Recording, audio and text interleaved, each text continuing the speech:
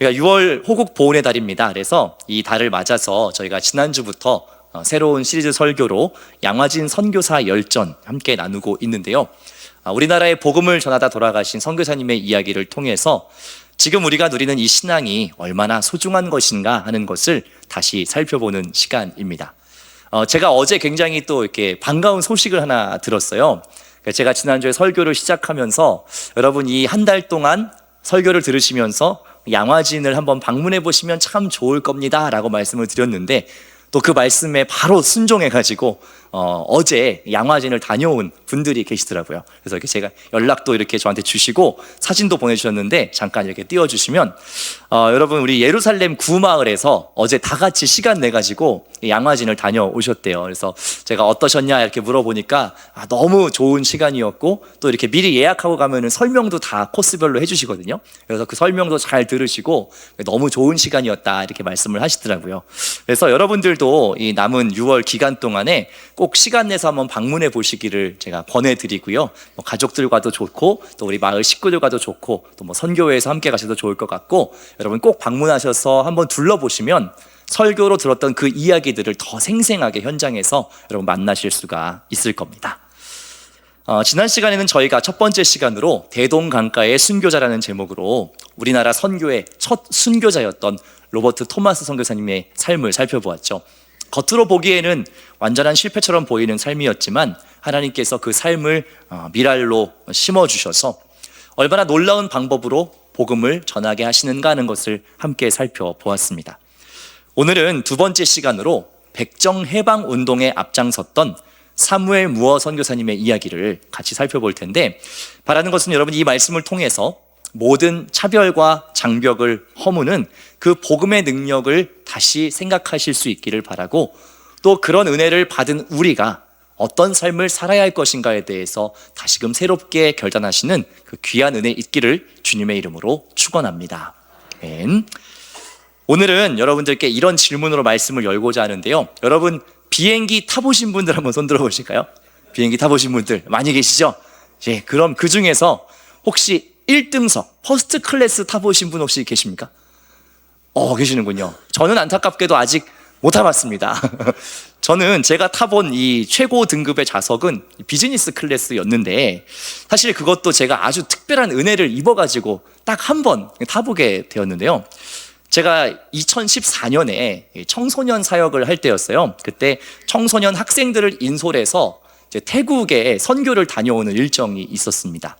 가서 제가 이제 이렇게 사역을 다 잘 감당하고 이제 사역 마치고 한국으로 다시 귀국해야 되는 그 때였는데요. 제가 이제 한국으로 돌아가려고 이제 공항에서 수속을 하고 있을 때였습니다. 근데 그 당시에 좀 이제 비용을 절약하려고 일부러 그 제일 사람들이 안 타고 피곤한 시간에 그 시간대로 티켓팅을 했어요. 새벽에 막 이렇게 타고 새벽 꼭두 새벽에 한국 떨어지는 그런 일정으로 이렇게 끊었는데 그러니까 공항에 딱 갔더니 굉장히 한산하더라고요. 사람도 별로 없고. 근데 이제 저희 팀원이 그때 한 거의 30명 가까이 됐거든요. 그러니까 이렇게 우르르 30명이 몰려다니니까 굉장히 눈에 띄었겠죠. 저희가 짐 붙이고 막 수속을 하고 있는데 이 공항에서 수속하시는 분이 이제 인솔자를 갑자기 찾으시더라고요.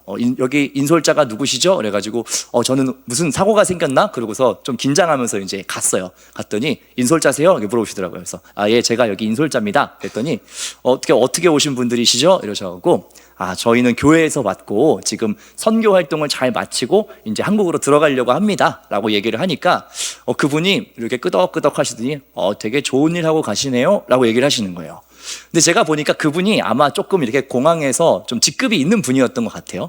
잠시만 기다리세요 그러더니 뭘 막 검색하십니다. 그러더니 좀 전에 갑자기 취소된 비즈니스 클래스 표가 하나 있는데 인솔자 분께서 그럼 요거 업그레이드 해드릴 테니까 타고 가시죠 라고 말씀하셔가지고 제가 어떻게 했겠어요?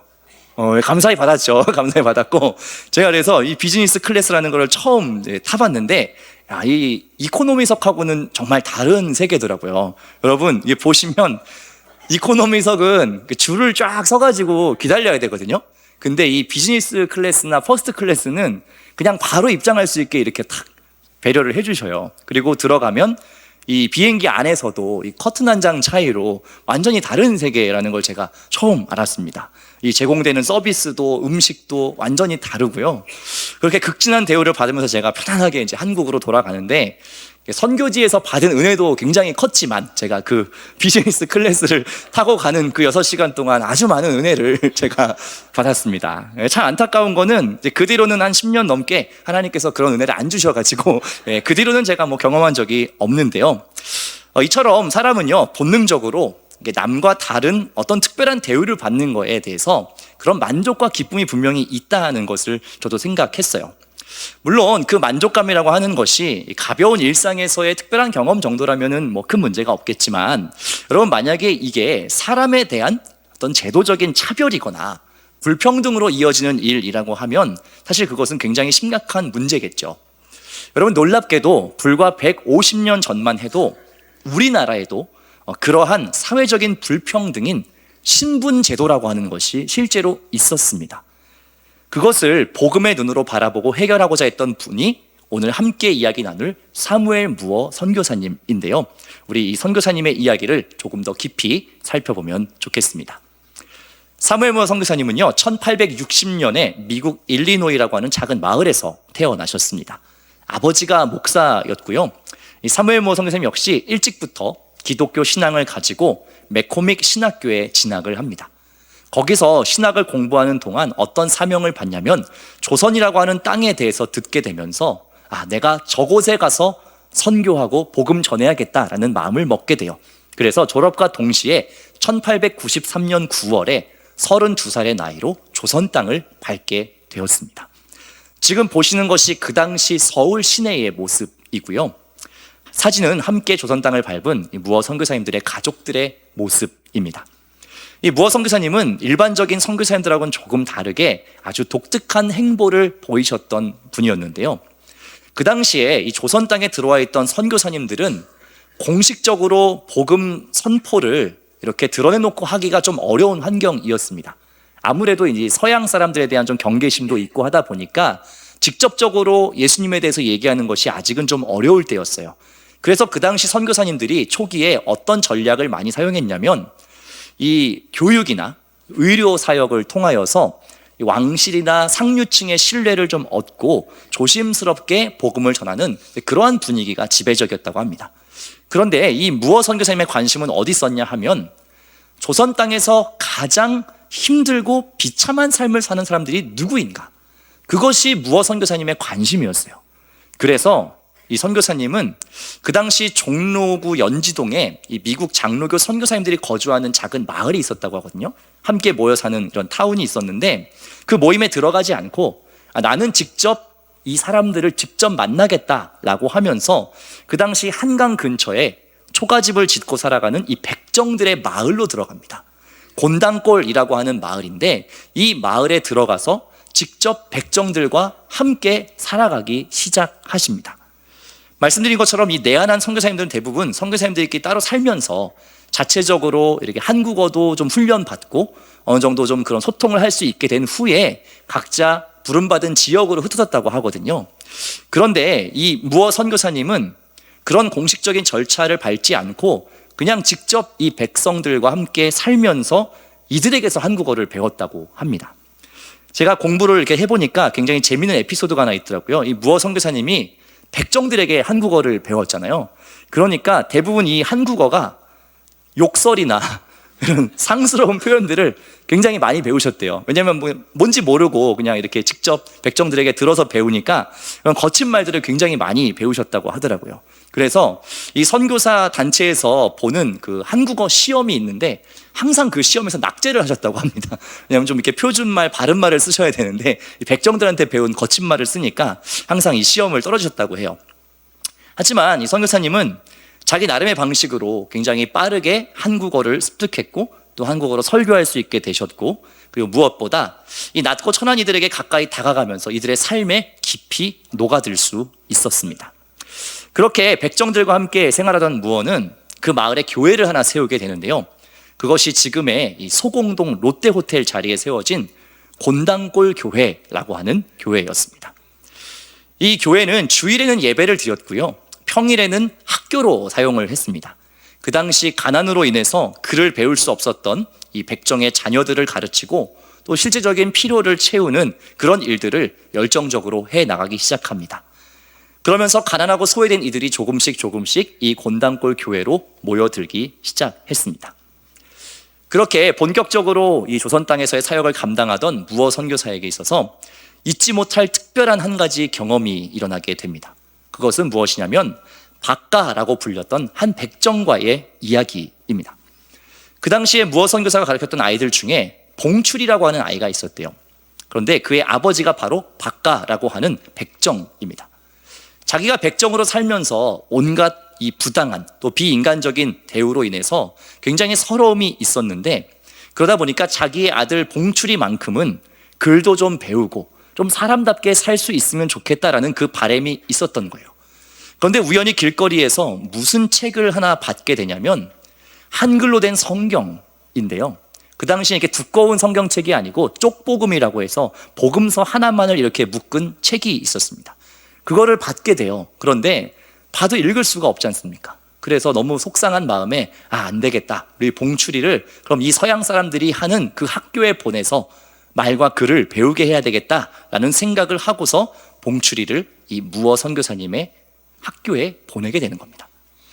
그런데 1894년 어느 날에 이 무어 선교사님이 봉출이에게 무슨 얘기를 듣게 되냐, 자기 아버지인 백정 박가가 장티푸스에 걸려서 사경을 헤매고 있다는 이야기를 합니다. 그 상황을 듣고 안타깝게 여긴 이 무어 선교사님이 그 당시 친분이 있던 다른 선교사님인 에비슨 선교사님께 부탁을 해요. 가서 이 박가를 좀 치료해 주십시오 라고 부탁을 하게 됩니다. 여러분, 놀라운 것은 이 에비슨 선교사님 혹시 이름 들어보셨나요? 국사 공부를 좀 열심히 하신 분들은 아마 들어본 분도 계실 텐데, 놀랍게도 이 에비슨 선교사님 누구냐면 그 당시 고종 황제의 주치의였습니다. 왕실을 드나드는 허락받은 주치의, 그러니까 굉장히 높은 어떤 이 사람들과 교제하던 이 선교사님이었는데, 이 에비슨 선교사님이 직접 백정 박가의 집에 찾아온 겁니다. 그리고 지극정성으로 이 박가의 몸의 상태를 살피고요, 돌봐주게 되면서 감사하게도 이 극진한 치료를 통해서 박가가 다시 회복되게 됩니다. 박가는요, 이 임금의 주치의인 에비슨 선교사가 자기 같은 이 미천한 백정의 집에 찾아와서 자기를 살펴준 거에 대해서 굉장한 감명을 받아요. 그리고 아들 봉출이의 권유로 이 곤단골 교회라는 곳을 처음 가게 되고요, 거기에서 모든 가족들이 복음을 받아들이고 회심하는 놀라운 역사를 경험하게 됩니다. 그리고 나서 박가는요, 백정 출신으로는 처음 조선 최초로 세례를 받은 세례 교인이 되고요, 무어 선교사님 역시 최초로 백정에게 세례를 베푼 선교사님으로 기록됩니다.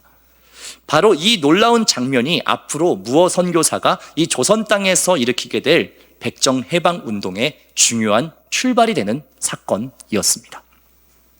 하지만 여전히 조선시대 백정들이 처한 삶은 굉장히 비참했습니다. 그들은 거지보다도 더 낮은 신분이었어요. 그리고 이 대물림되는 신분 제도 때문에 더 나은 삶에 대해서 생각할 수도 없었습니다. 이 백정들은 갓과 망건을 쓸 수도 없었고요, 집신도 신을 수 없었고, 사람들과 말을 섞을 수도 없었고, 따로 떨어져서 모여 살아야 했습니다. 심지어 어린아이들이 이 백정들을 조롱하는 것도 허락돼 있었어요. 그런 조롱을 당해도 그것을 항의하거나 반박할 수가 없는 것이 그 당시 백정의 사회적인 위치였습니다. 그러한 그들에게 있어서 하나님 안에서 모든 사람들이 존귀하고 평등하다라는 것을 말하고, 또 자기들을 그렇게 대해주는 이 무어 선교사님의 복음의 가르침은 한 줄기 희망과도 같은 것이었죠. 하지만 야속하게도 현실의 벽은 참 높았습니다. 이 백정 박가가 세례를 받게 되었다는 소식이 알려지면서 곤단골 교회에 출석하던 양반들이 항의를 하기 시작하는 겁니다. 뭘 항의했습니까? 자기들은 백정들과 한 공간에서 예배드릴 수 없다라고 항의를 하기 시작한 겁니다. 이 박가의 교회 출입을 완강히 반대하기 시작한 거예요. 하지만 무어 선교사님은 양반과 백정의 구분 없이 함께 예배 드리는 것이 복음의 본질이고 교회는 마땅히 그러해야 하는 곳입니다 라고 그렇게 이야기해요. 그래서 무어 선교사님들은 이 양반들의 주장은 복음의 정신에 어긋나는 것이라고 잘 타이르고 설득하기 시작했습니다. 하지만 양반들 또한 물러서지 않았죠. 그러면 자기들 양반들의 자리를 앞쪽에 따로 만들어주고, 그럼 이 백정들은 아예 저 뒤쪽에 따로 앉게 해달라라고 선교사님께 요청을 하기 시작합니다. 하지만 여러분, 무어 선교사님은 어떻게 했을까요? 그 부탁을 받아주지 않았습니다. 그래서 이에 실망한 양반들 중에는 교회를 떠나서 자기들끼리 예배를 드리는 공간을 따로 만들었습니다. 하지만 무어 선교사는 그렇게 되더라도 자기가 믿는 바 이 복음의 진리를 결코 포기할 수가 없었고요. 오히려 이 일을 계기로 이 백정 신분에 대한 철폐를 요청하는 그 탄원을 계속해서 조정에 올리기 시작합니다. 무어 선교사님들은요, 이 백정들의 입장을 대변해서 이 차별 대우를 개선해 달라고 조정에 탄원을 하기 시작하는데, 그렇게 수차례의 탄원서를 보낸 끝에 무어 선교사님은 긍정적인 회신을 받게 됩니다. 그리고 1894년 가보개혁을 통해서 신분제가 공식적으로 폐지되면서 백정은 법적으로 천민에서 벗어나게 됩니다. 무어 선교사는 이 기쁜 소식을 전하기 위해서 자기의 사비로 포고문을 만들어서 전국에 배부하였고요. 백정들 스스로 자기들의 권리를 회복할 수 있도록 평생의 노력을 기울였습니다. 그리고 자연스럽게 곤단골 교회에서 갈라져서 따로 예배를 드리고 있던 그 양반 교회와도 1899년 가을에 다시 재결합하는 은혜의 역사가 있었습니다. 분립한 지 4년 6개월 만에 이 두 교회는 다시 함께 예배를 드리게 됐고요. 인사동 지역으로 교회를 옮기면서 그 이름을 승동교회로 바꾸게 됩니다. 그렇게 양반과 백정이 함께 예배를 드렸던 승동교회는 1911년 백정 출신의 박성춘을 장로로 피택했고요. 그는 역사적인 백정 출신의 첫 장로가 되었습니다. 그리고 여러분, 이 승동교회는 지금도 그 인사동 자리에서 계속 그 역사를 이어오고 있는 중입니다.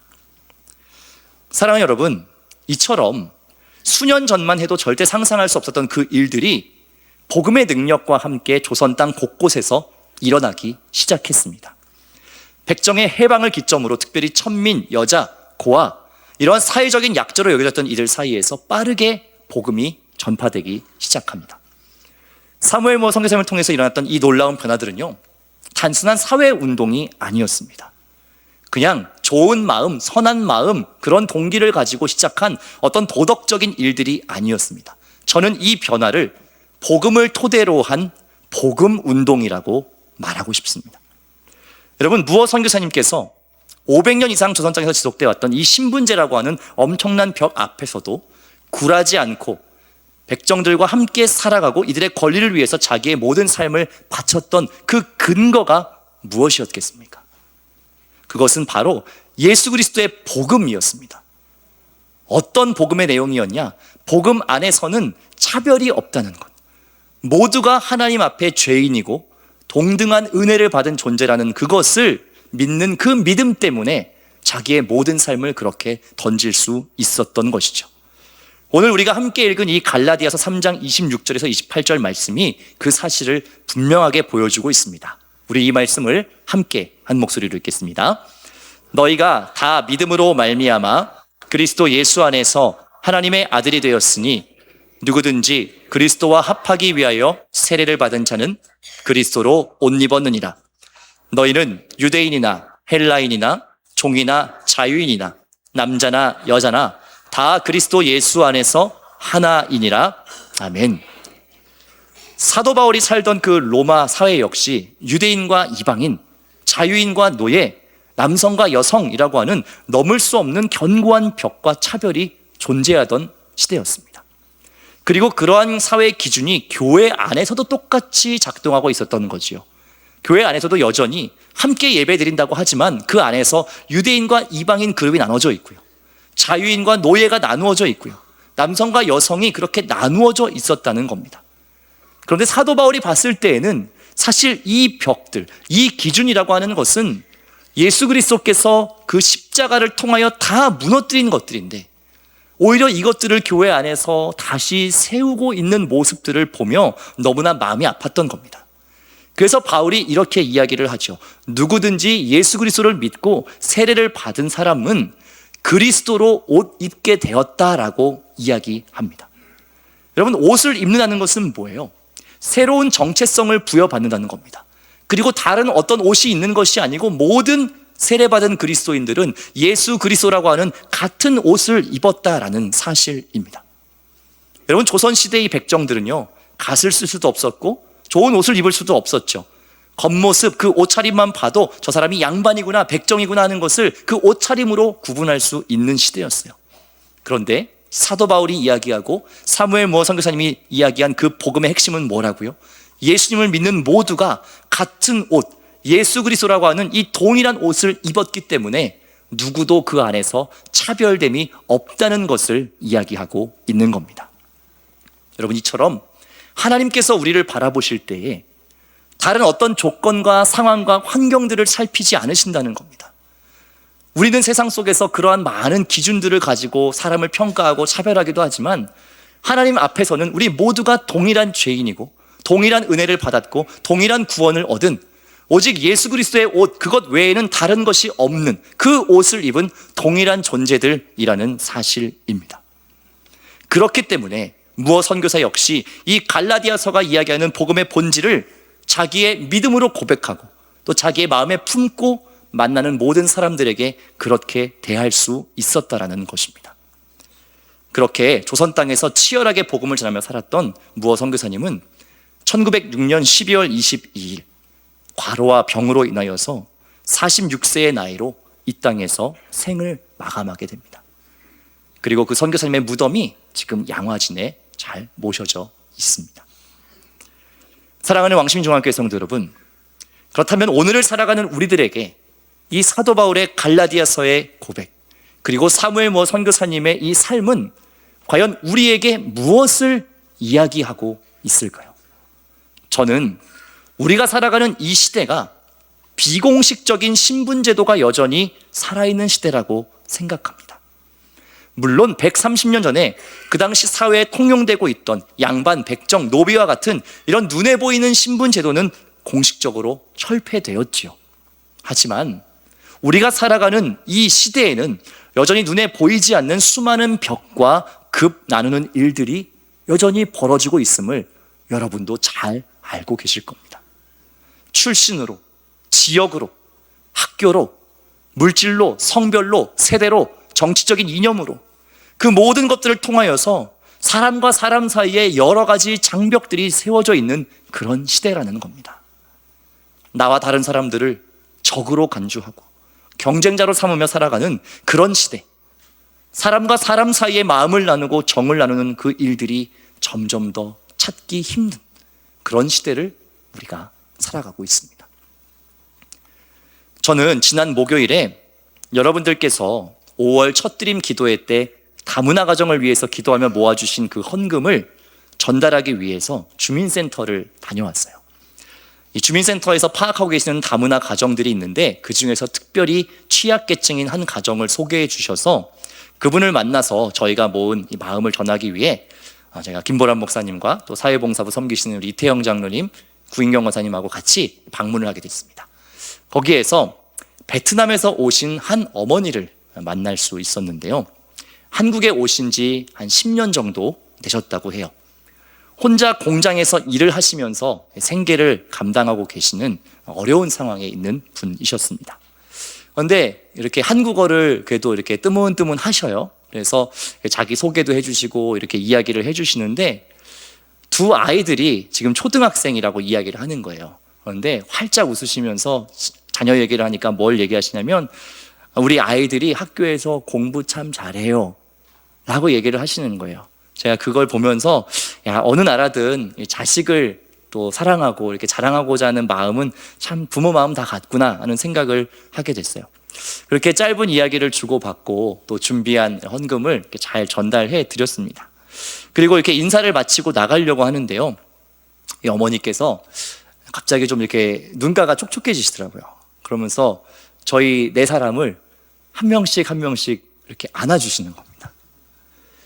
저희가 좀 놀랐어요. 저희는 잘 격려를 해드리고 이렇게 오려고 했는데 이분께서 마음에 어떤 감동이 있었는지 저희 한 사람 한 사람을 진짜 꼭 안아주시는데 거기서 이렇게 눈물을 뚝뚝 흘리시는 거예요. 제가 생각을 해봤습니다. 언어가 다르고 문화가 다른 이 나라에 와서 이 부모의 역할을 감당한다는 것이 얼마나 힘들었을까. 그 낯선 환경에서, 그 타지에서, 일면식도 없는 그 나라에서 살아간다는 것이 과연 어떤 어려움일까 하는 것을 생각해 보니까 저도 참 코끝이 찡했습니다. 돌아오는 길에 그런 기도를 마음속으로 드리게 되더라고요. 우리가 전하는 것이 단순한 돈 얼마가 아니었으면 좋겠다. 우리가 전하는 것이 모든 사람들을 조건 없이 사랑하시는 그 하나님의 사랑이었으면 좋겠다 하는 그 기도를 돌아오는 길에 마음속으로 드렸습니다. 사랑하는 성도 여러분, 우리 그리스도인의 역할은 세상이 세워놓은 장벽을 당연하게 여기면서 살아가는 것이 아닙니다. 오히려 예수 그리스도의 그 조건 없는 십자가 사랑을 들고 그 벽들을 무너뜨리며 살아가는 사람들이 그리스도인입니다. 주님께서 십자가로 하나님과 우리 사이에 막힌 담을 허무셨던 것처럼 무어 선교사가 양반과 백정 사이의 장벽을 자기의 삶을 다 들여서 허물었던 것처럼 오늘 우리 또한 우리가 살아가는 이 시대에 존재하는 수많은 편견과 차별의 벽을 허물고 우리 이웃들과 하나됨을 이루며 살아가는 통로가 되어야 될 줄 믿습니다. 저는 우리 왕십리 중앙교회가 그런 교회가 되기를 간절히 원합니다. 하나님의 마음을 가지고 하나님의 눈으로 세상을 살피며 또 함께 슬퍼하고 함께 아파할 수 있는 그런 교회. 세상에 여전히 많은 판단의 기준들이 있고 많은 벽들이 있지만 그 누구라도 이곳에 나오는 모든 사람들을 있는 모습 그대로 환대할 수 있는 교회. 그리하여서 우리가 함께 예수 그리스도로 옷 입고 함께 참된 자유를 누리는 그러한 공동체, 세상에는 없는 그러한 공동체가 되기를 저는 간절히 바라고 소망합니다. 여러분, 부탁드리는 것은 이번 한 주 동안 여러분들의 그 삶의 자리에서 살아가실 때 나 또한 그 조건 없는 하나님의 사랑을 받은 존재라는 것을 기억하시고 내 곁에 있는 소외된 이웃들이 있다면 그들에게 다가가서 그 모든 벽들을 허무는 복음의 능력으로 살아가시는 여러분 되시기를 주님의 이름으로 간절히 축원합니다. 아멘.